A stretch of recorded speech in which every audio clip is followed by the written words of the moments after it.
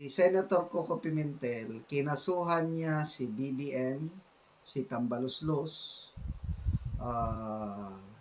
tungkol doon sa itong pinirmahan ni Kuting na budget for 2024. Ilan yun? Budget ng executive. Dapat yun lang ang aprobahan ng Kongreso. Ang ginawa ng Kongreso, itong si Tambaluslos, dinagdagan. Attorney pala ito. Attorney Coco Pimentel. Senator Pimentel.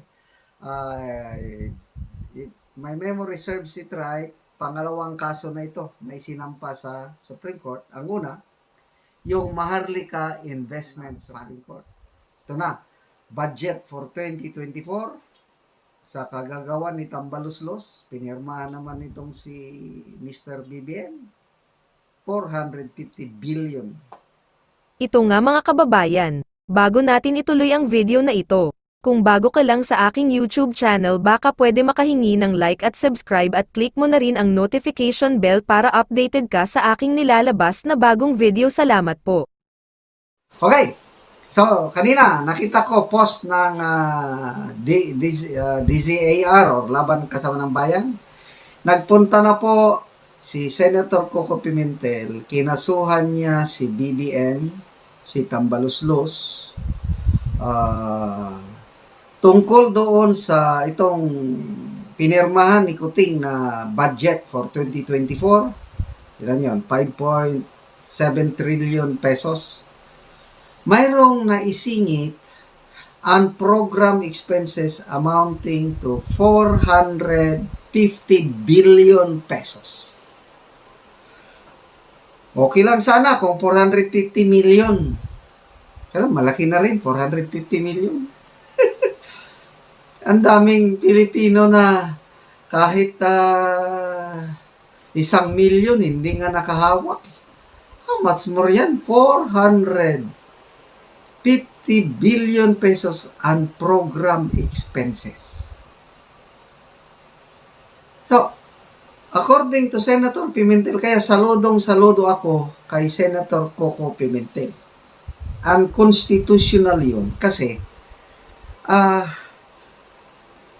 yung hinihiling budget ng executive, dapat yun lang ang aprobahan ng Kongreso. Ang ginawa ng Kongreso, itong si Tambaluslos, dinagdagan. So, labag sa saligang batas. Kaya, salamat kay Attorney pala ito, Attorney Coco Pimentel, Senator Pimentel. If my memory serves it right, pangalawang kaso na ito na isinampa sa Supreme Court. Ang una, yung Maharlika Investment Fund. Okay? Unconstitutional din, yun ang argument. So, hintayin natin. Sana magdesisyon na ang Supreme Court. Ito na, budget for 2024 sa kagagawan ni Tambaluslos. Pinirmahan naman itong si Mr. BBM. 450 billion. Isiningit. Baliwala lang kanilang 450 billion mga grabe, walang awa sa taong bayan. Basta sa kanila, importante, may pera sila. Anyway, good luck, Senator Pimentel. Punta tayo sa manifesto na sinimulan ni Captain Dado. Ang daming nagre-reklamo, hindi nila mahanap yung link, o kung mahanap man, hindi alam kung anong gagawin. Kasi marami rin sa atin na hindi magaling sa technology kasama ko. Maraming gustong pumirma na hindi alam paano magpirma.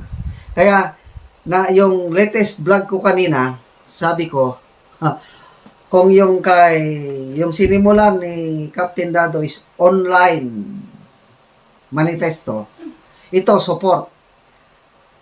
Text message manifesto.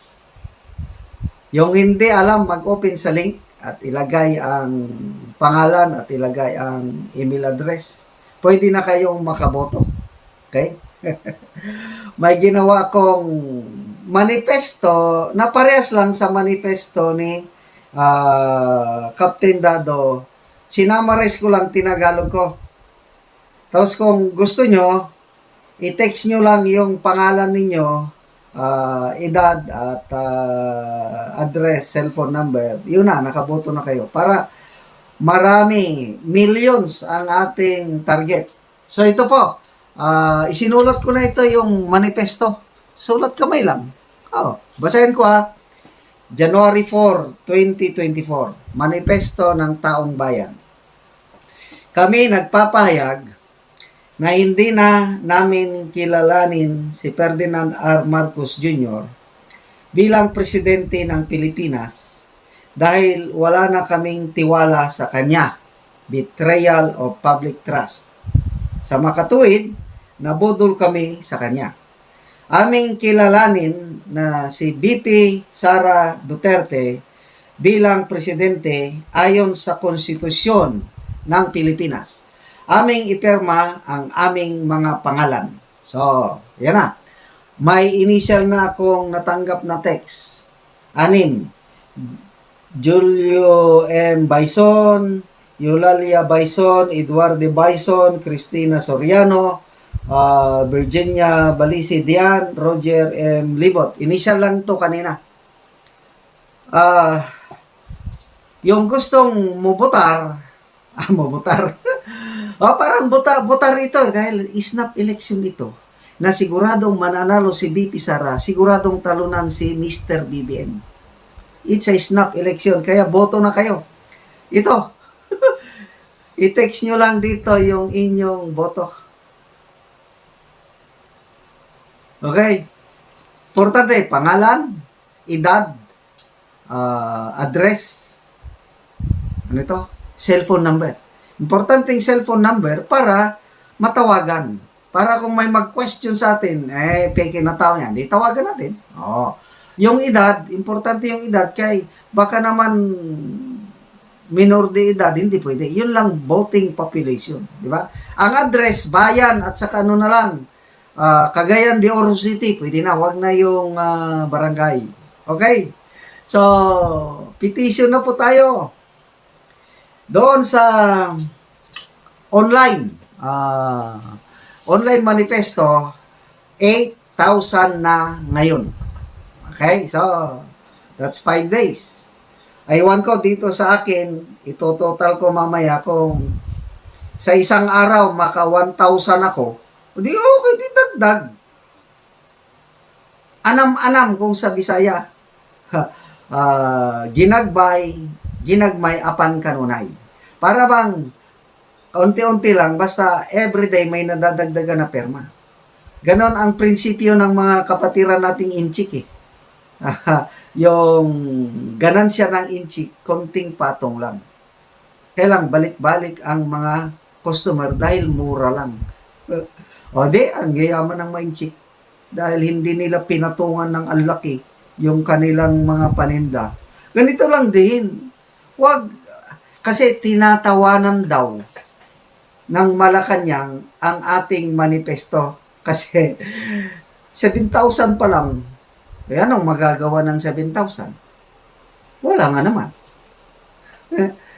Kailan, after 1 month, maka 100,000. After 3 months, 1 million. After 6 months, 32 million patay sila. So, ano lang yan? Konting tiyaga, huwag tayong mag-apura. Basta importante, bawat voting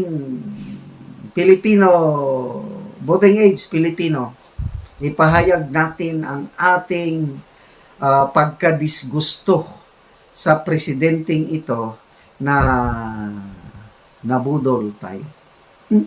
Nabudol po ako.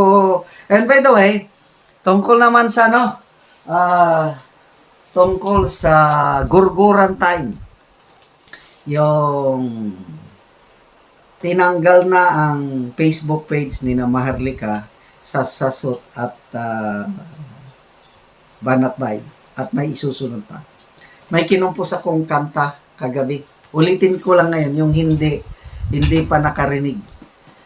Gurguran time in the tune of It's Crying Time. Oh, it's crying time again, you gonna leave me. Ito naman gurguran.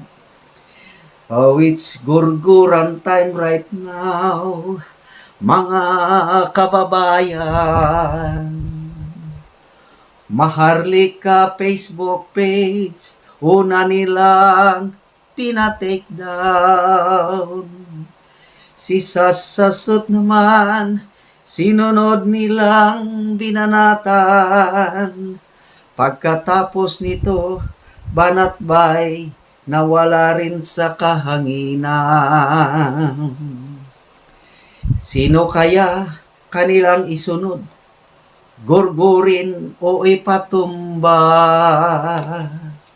Sa mga vloggers na maingay, batikos kay Kuting at Lisa. Si General Macanas ba o si Captain Dado manifesto nag-umpisa? Bring it on, Kuting Norte, natakot sa asawa. Oh, it's gurguran time right now, mga kababayan. Huwag tayong matakot lumaban sa mga salot sa lipunan. Darating din ang panahon matapos kanilang kasamaan. Pag-upo ni BP Sara Palacio sa Malacanang.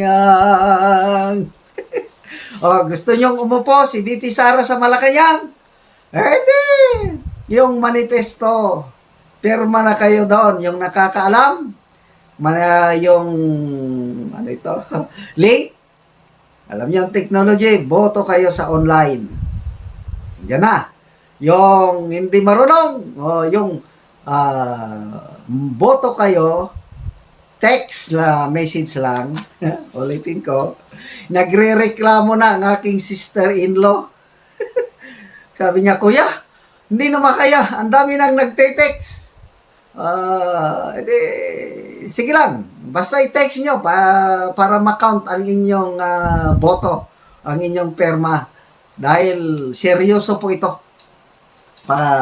Ramdam natin sa Malacanang ang galit, manifesto ng taong bayan. Kung nagustuhan mo ang ganitong video, huwag kalimutan ang magkomento kung ano ang saloobin mo. Salamat po.